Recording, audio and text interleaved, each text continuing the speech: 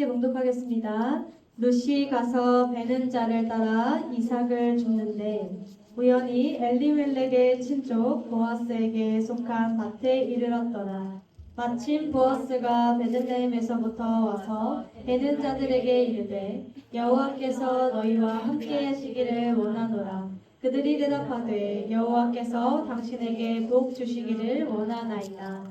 아멘. 네, 룻기서 2장 3절에서 4절까지 말씀으로 우리 시간 주님의 한수라는 제목으로 하나님 말씀을 증거하기를 원합니다. 이 시간 제가 잠시 기도하겠습니다. 사랑의 주님 감사합니다. 오늘도 한 주를 살아가는 가운데 말씀 주심에 감사합니다. 이 말씀이 우리를 살리게 하여 주시옵소서. 전하는 자가 부족합니다. 저의 모든 모습 가리우시고 주의 영광만을 드러내어 주시옵소서. 예수님의 이름으로 기도드립니다. 아멘. 네, 우리 오늘 룻기서 2장 3절에서 4절 말씀으로 우리 제목 다시 한번 읽겠습니다. 시작. 주님의 한수. 네, 주님의 한수라는 제목으로 우리 말씀 증거하겠습니다. 여러분 혹시 우리 신의 한수라는 말을 들어보신 적이 있으신가요? 네, 신의 한수. 신의 한수를 제가 네이버에 검색해봤더니 이렇게 뜨더라고요. 어떤 일을 처리하거나 해결할 때 매우 뛰어나고 기묘한 수단을 비유적으로 이르는 말. 그러니까 무언가 행동이 이것은 사람이 아니라 신이 했을 정도다 라고 할 정도로 탁월한 생각, 탁월한 행동을 이 신의 한수라고 표현을 합니다.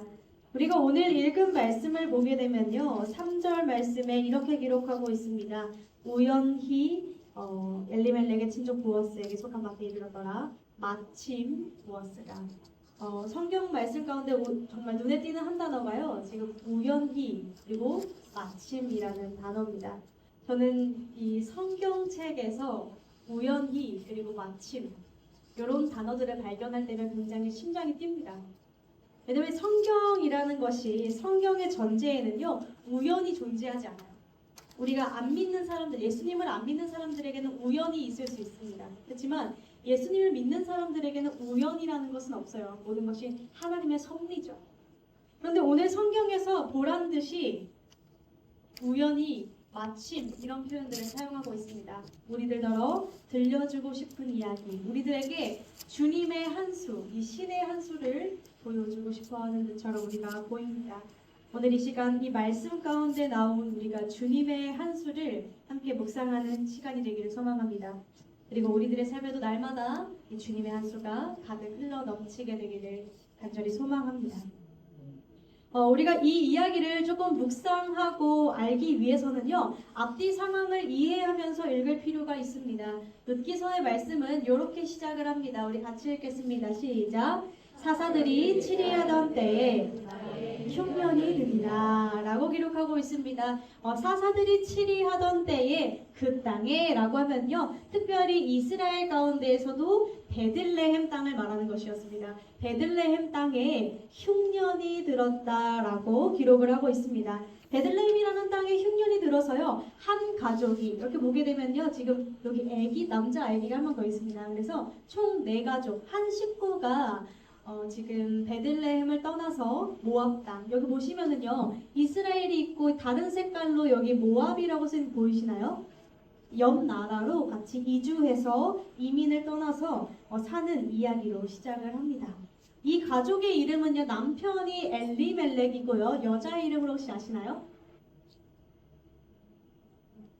아마 한 번쯤 들어보셨을 텐데 나오미입니다.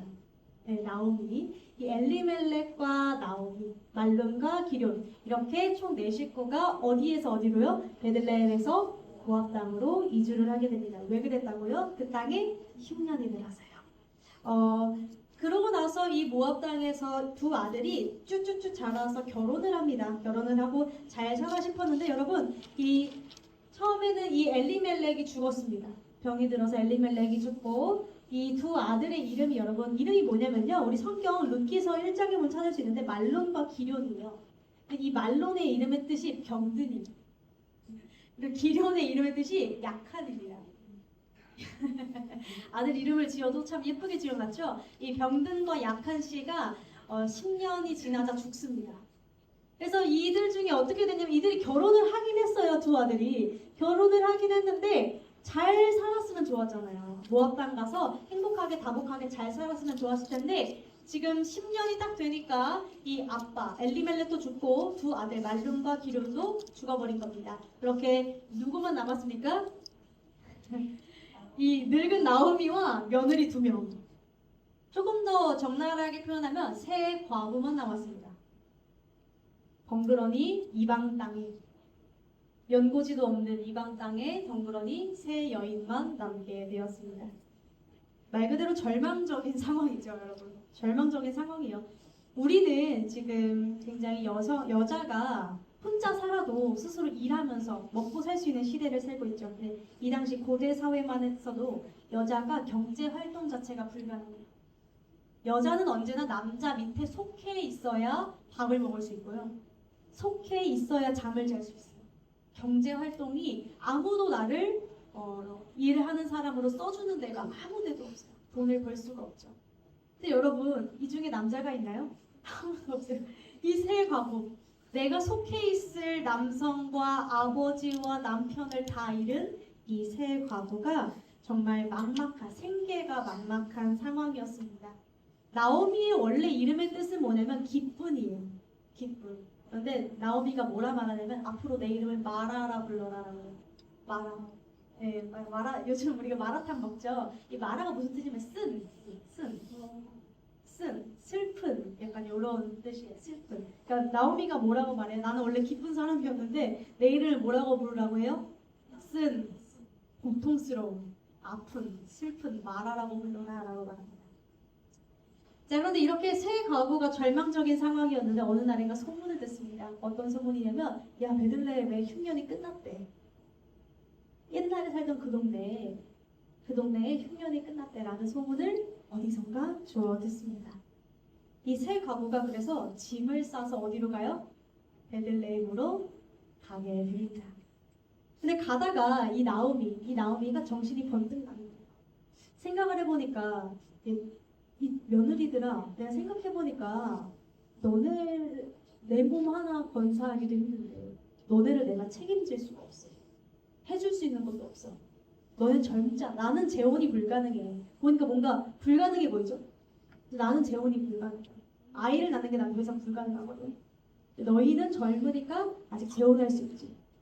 너희는 그냥 모압 땅에 있어라. 라고 말해요. 이 며느리, 첫 번째 며느리 이름이 오르바였고요. 이 두 번째 여인 이름이 뭘까요? 루시예요. 맞아요. 루시예요.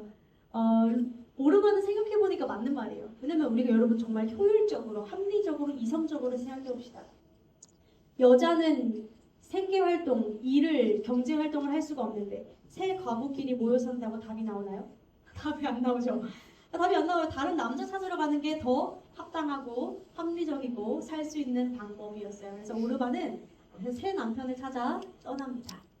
근데 루시 이런 이야기를 해요.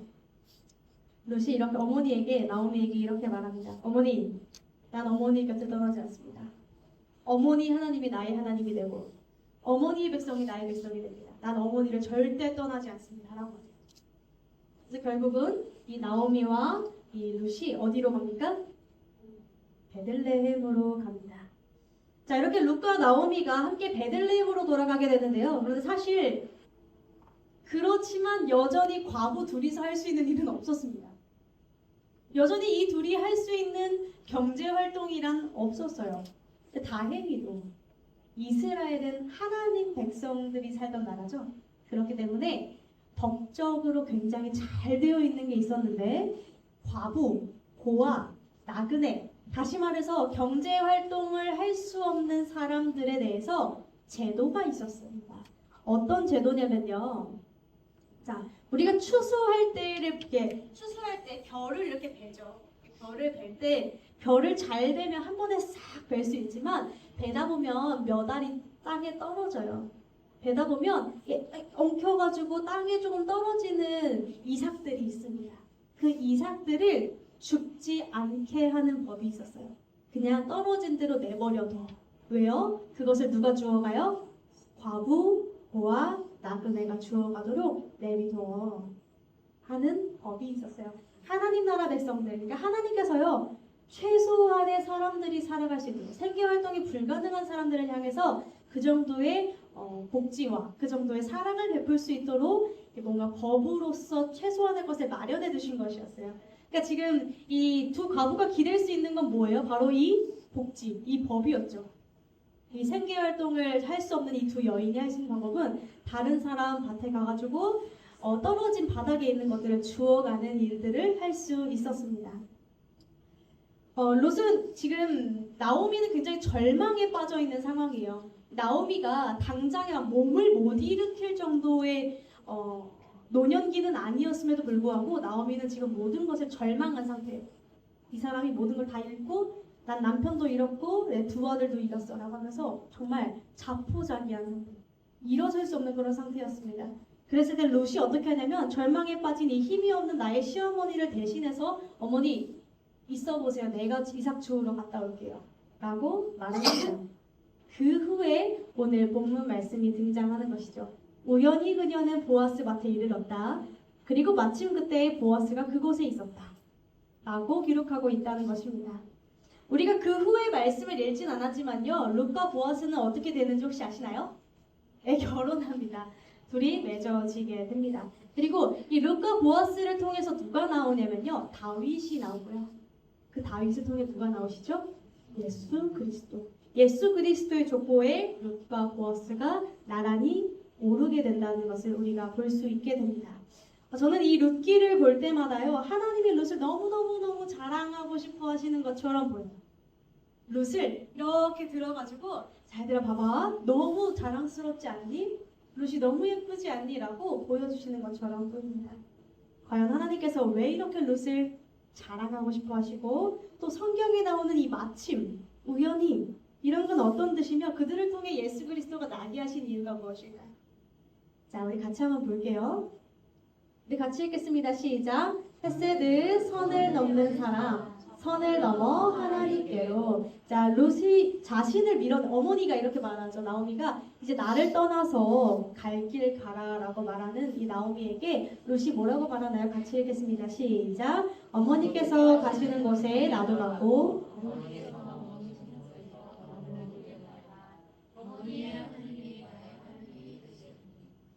지금 이 룻의 고백에는 누가 있냐면요, 하나님이 있습니다. 나의 하나님이 되실 것이라고 룻이 고백해요. 근데 여러분, 우리가 한번 생각해 봅시다. 룻이 하나님을 믿는다라는 게 어떠한 삶이라는 건지 그가 알았을까요? 몰랐을 겁니다. 신앙생활에 대해서 하나님이 어떤 분이신지 어떤 삶인지 아무것도 몰랐어요. 다만 이 여자가 작은 고백을 합니다. 나의 하나님이 되실 거라고요.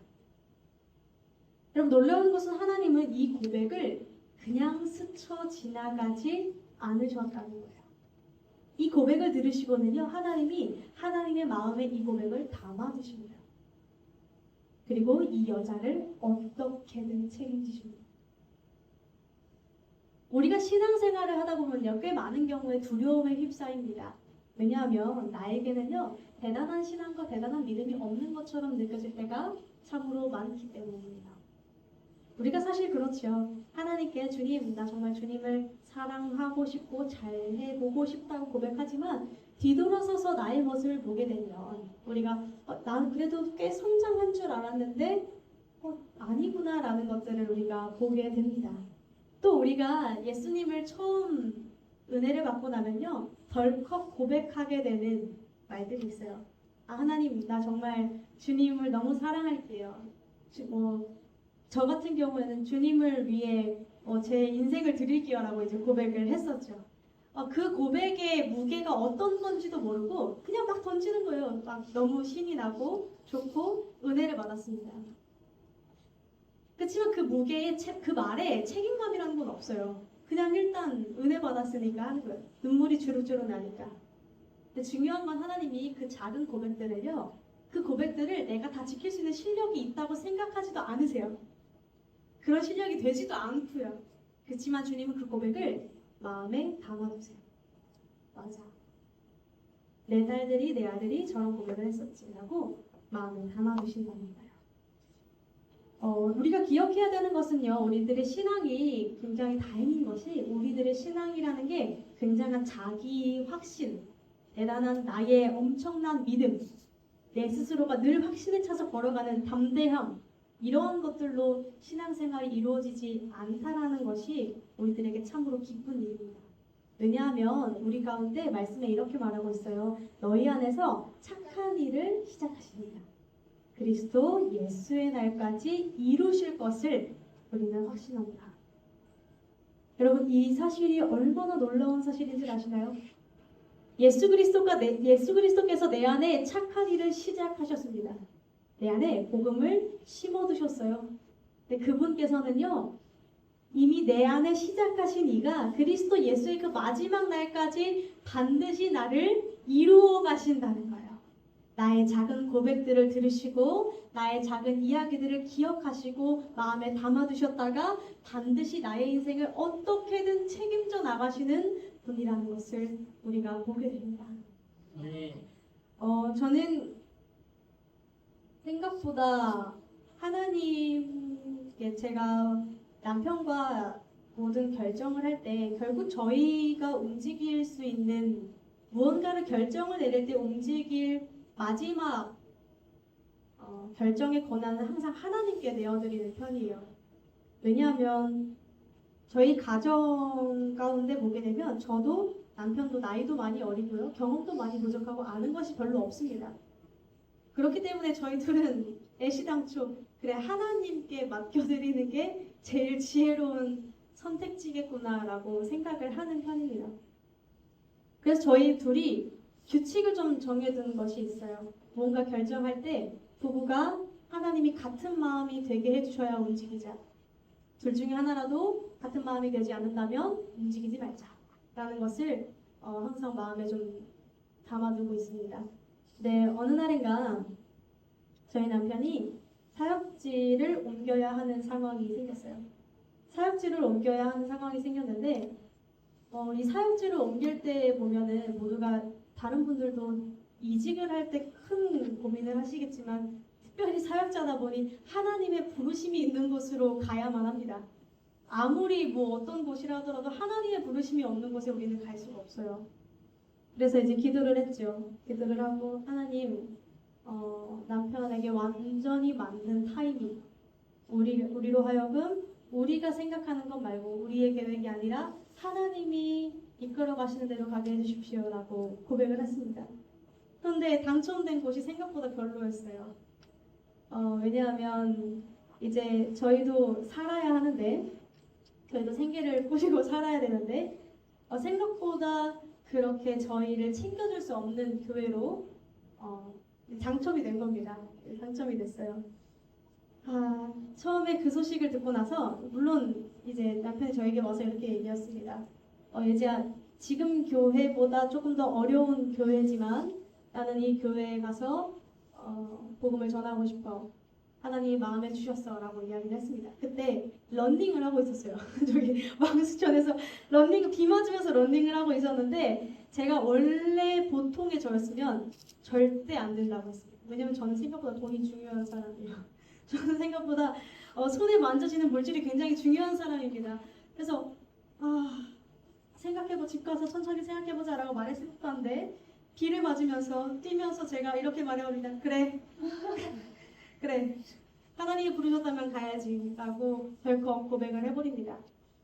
이제 말은 뱉었어요. 말은 뱉고 나서 집에 왔는데 집에 와서 제가 바로 했던 것이 그래서 수입이랑 이제 지출을 계산을 해본 거예요. 안 나오는 거예요. 답이 안 나오는 거예요. 너무 채우게 당장 낼 돈도 낼 수 없는 상황이 돼버린 거예요. 아니 21세기 2025년 2026년에 배부른 사람이 세상에 어디 있어요? 요즘은 진짜 없어요. 예전에 우리 목사님 때나 우리 집사님들, 권사님 때나 그때는 정말 한 끼가 정말 배고팠지만 지금은 사실 나라에서 지원해 주는 것도 많고 어느 정도 그게 되어 있단 말이죠. 복지가. 근데 진짜 배를 굶게 생긴 거예요. 너무 놀랐어요. 심지어 전 교회는 매주 화요일마다 반찬을 주셨어요. 제가 얼마나 행복했는지 몰라요. 거기서 이제 반찬 나눔을 하면 항상 반찬을 한 4가지 정도로 이만큼 담아와요. 김치도 주시고 고기도 주시고 너무 행복했어요. 하여튼간 그거를 참 누리고 살았는데 이제 그것도 없고 이제 막막했죠. 왜냐면 그것도 생활비를 줄이는데 큰 부분을 차지했거든요. 그래서 참 힘들다 마음이라고 생각을 했어요. 참 마음이 힘들어지고 설상가상 이제 저의 사례비도 줄어들게 되는 일들이 생깁니다. 생각했던 제가 그래 하나님께 고백했던 대로 했지만 생각하지 않은 것이 겹치면서 진짜 못 살겠는데 라는 생각들이 들게 됩니다. 근데 너무나 놀라운 것은 지금 저 잘 살아있잖아요. 놀라운 것은요, 하나님께서 말도 안 되는 방식으로 채우시기 시작했어요. 저는 정말 놀랐어요. 이 말도 안 되는 방식이라는 것이 어느 날인가 누군가가 연락이 와서 이제 장학금과 어느 날인가 또 누군가가 또 다시 연락이 와서 저희가 그 정부 측에서 저희가 신청하지 않았던 복지 혜택이 있었대요. 더 추가로 받을 수 있는 돈이 한 30에서 40 정도 더 추가로 받을 수 있다고 하는 거예요. 이렇게 전화 와서 알려주더라고요. 이거 신청 왜 안 하셨어요? 이러면서 정말요? 그래서 제가 작년에 1월 1일 처음으로 고백했던 기도가 하나님 너무 부유하게도 너무 부족하게도 말고 딱 필요한 것을 채워주십시오 라고 기도를 했었는데 정말 하나님이 딱 그렇게 이루어 가신 거예요. 놀랍게도 저에게 날마다 채우심을 경험하면서요. 어떻게 보면 저는 항상 이렇게 저는 저희 목사님의 목회를 늘 봐오면서 커왔기 때문에 뭐가 항상 있었냐면 아껴서 어떻게든 아껴서 모아놓고 절약해서 해야 돼. 어떻게 될지 몰라. 성도님들이 다 없어질지도 몰라. 그래서 아끼고 아껴야 돼. 미래를 대비해놔야 돼가 저의 머릿속에 기본적으로 박혀있는 사람이에요. 근데 하나님께서 제가 열심히 모아둔 것에서 이것들을 살아내게 하셨더라면 맞아, 나 참 잘 살았어. 맞아, 나 참 절약 잘했어 라고 스스로 생각했을 것 같아요. 근데 제가 할 수 있는 게 아무것도 없고 정말 말도 안 되게 주님이 채우시는 것들만 놀랍게도 경험하게 하셨어요. 근데 이것이 제가 한 1, 2년간 경험을 하고 또 하나님께서 말도 안 되는 저에게는 가질 수 없는 것들을 부어주시고 또 사람들을 만나게 하시고 경험하게 하시면서 하나님께서는 나의 실력 없는 고백을 들으시고는 정말 놀랍게도 나의 인생을 책임져 가시는 분이라는 것을 고백하고 있습니다. 사랑하는 성도 여러분, 롯의 이야기를 보게 되면 롯과 보아스의 만남은 정말 말이 안 되는 만남이에요. 왜냐면 이 당시에는요 계급이 있었어요. 신분제도 계급이 있었는데 총 16개 계급이 있었어요. 총 16개 계급이 있었는데 보아스는 3단계, 4단계 정도고 롯은 16단계예요. 그러니까 애시당초 롯과 보아스는 만날 수가 없는 사이입니다. 쳐다도 볼 수 없는 그런 사이인데요. 하나님께서 롯의 이 고백을 들으시고 롯을 기쁘게 여기시며 하나님의 인생 가운데 끌어들이십니다. 우리가 놀라운 것은요, 두 번째로 보게 되면 같이 읽을게요. 두 번째, 시작. 선을 넘는 사람. 모압 여인 롯이 나오미한테 이렇게 말했대요. 나로 밭에 가게 하소서. 내가 네게 은혜를 입으면 그를 따라서 이삭을 주겠나이다 라고 말하는데요. 여러분, 여기서 사용된 히브리어가 헤세드가 사랑, 은혜, 인내를 말하는데 선을 넘는 사랑을 말합니다. 다시 말해서 내가 해야 할 몫을 넘어선 사랑을 말하고 있다는 거예요. 그럼 우리가 한번 생각해 봅시다. 이것은 오해하면 안 됩니다. 우리가 소개팅 나갔을 때 소개팅 여자에게 다이아몬드 반지를 준다면 그건 선을 넘는 사랑이 아니라 무식한 사랑입니다. 이건 잘못된 사랑이죠. 그렇지만 여러분, 나의 친구가 나의 가족이 힘들 때 기대 이상으로 내 몸을 움직여서 돕는 것은 우리가 선을 넘는 사랑이라고 부릅니다. 롯은 언제나 선을 좀 넘어서 사랑했어요. 그러니까 롯은 시어머니 나오미에게 매 순간 이 나오미는 자신을 내치려고까지 했음에도 불구하고 당장에 이삭을 주우러 하는 그 상황에도 선을 베풀고 선을 넘으면서 사랑을 실천하는 것을 우리가 볼 수 있게 됩니다. 롯이 했던 것이 두 가지였어요. 하나는 하나님을 고백했고요. 하나는 이웃에게 선을 넘어서 사랑을 베푸는 것을 보게 됩니다. 자, 그런데요, 우리가 함께 볼게요. 시작. 그런데 보라, 선을 넘는 그들을 향한 주님의 말씀.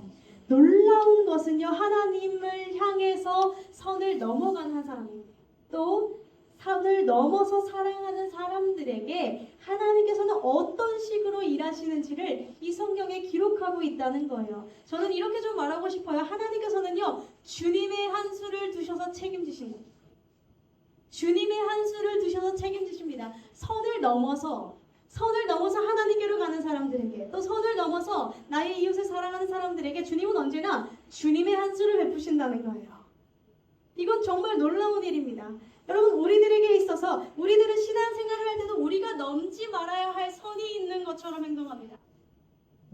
또 우리가 이웃을 대할 때도 넘지 말아야 하는 선이 있는 것처럼 행동합니다. 그러나 언제나 하나님께서는요, 선을 넘어서 하나님을 향해 가는 사람에게, 또 선을 넘어서 사랑을 베풀려 하는 사람에게 주님의 한 수를 보여주신다는 거예요.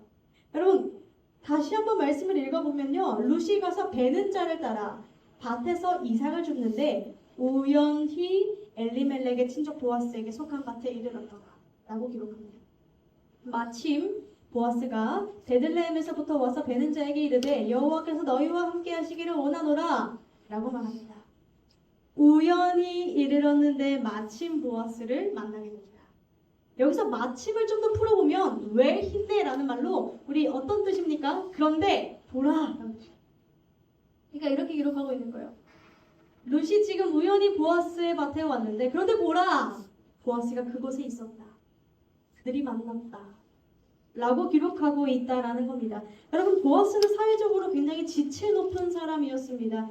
자기 농장과 자기 땅을 갖고 있다고 해도 여러분, 우리가 대기업 사장님이 맨날 회사에 나와보나요?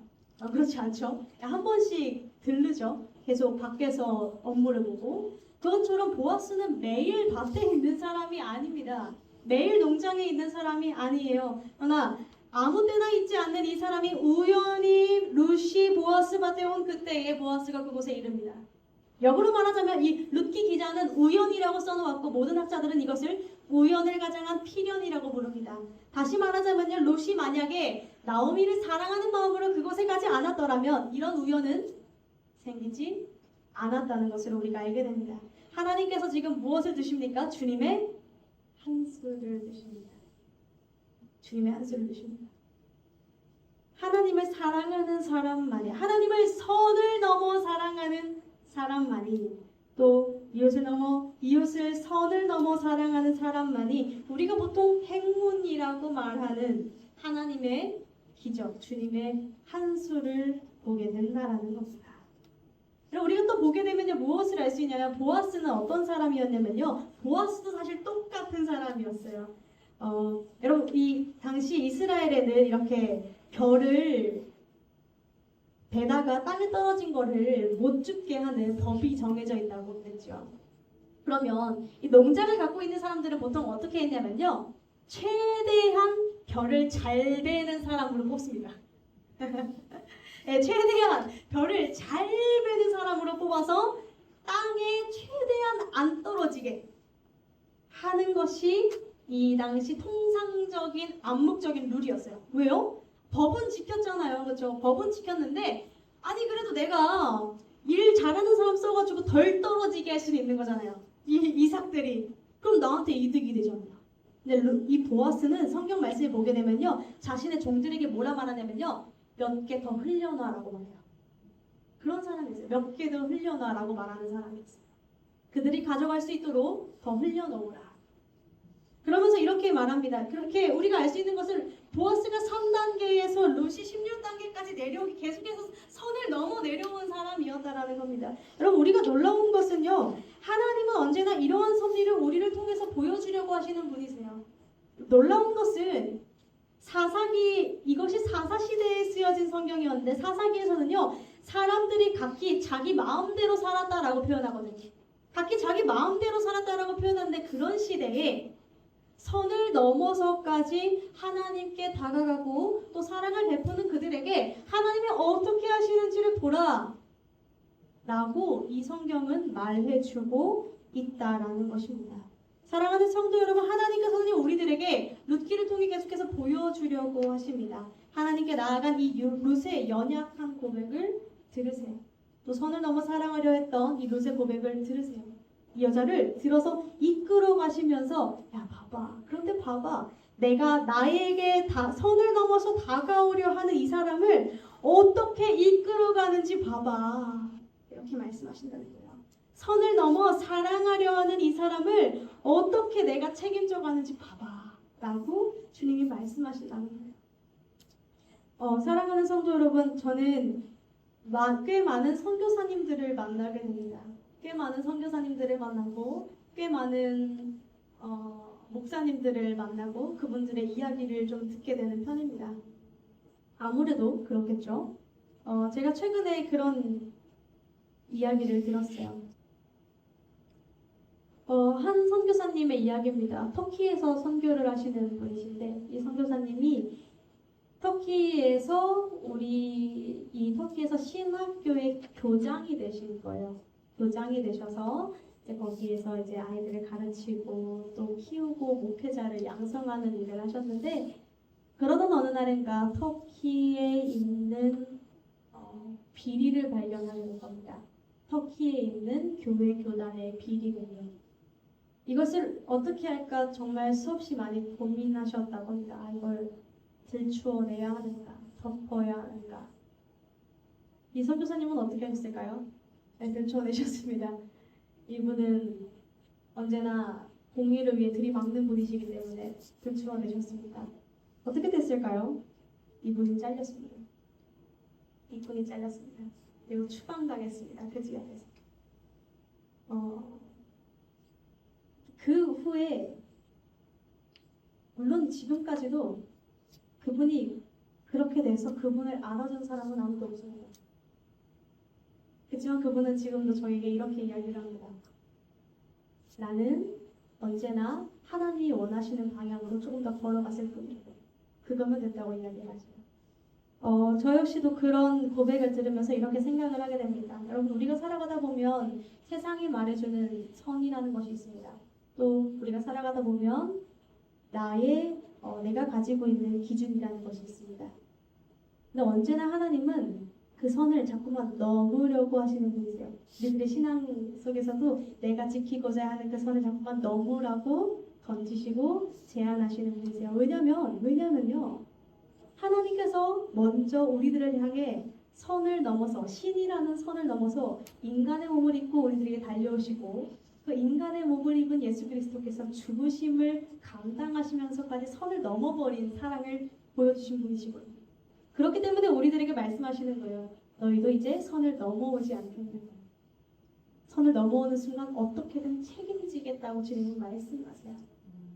사랑하는 성도 여러분, 우리들의 신앙은 정말 자기 확신은 아닌 것 같아요. 내가 엄청난 것을 이루고 그런 것은 아니지만 연약한 고백을 올려드리고 선을 넘어 사랑하려 시도할 때 우리를 이끌어 가신 하나님을 그저 보게 되는 줄로 믿습니다. 네. 그리고 그분을 보면서 확신하게 되는 것 같아요. 아 맞아. 나는 고백했을 뿐인데 주님이 일하시는구나. 나는 선을 넘어 사랑하려 했을 뿐인데 주님이 이루어 가시는구나. 그 열매들을 우리 눈으로 목도하며 가는 과정이 신앙생활이라고 느껴집니다. 사랑하는 베데스다 공동체 여러분, 저와 여러분에게 롯과 같은 고백이 우리 안에 있게 되기를 소망합니다. 네. 주님께 다가가는 이 연약한 고백과 선을 넘어 사랑하려는 이 시도를 귀하게 여기시고 우리의 삶을 반드시 책임져 나가신 주님의 사랑에 젖어서 살아가는 우리 모두가 되기를 간절히 소망합니다. 네. 기도합니다.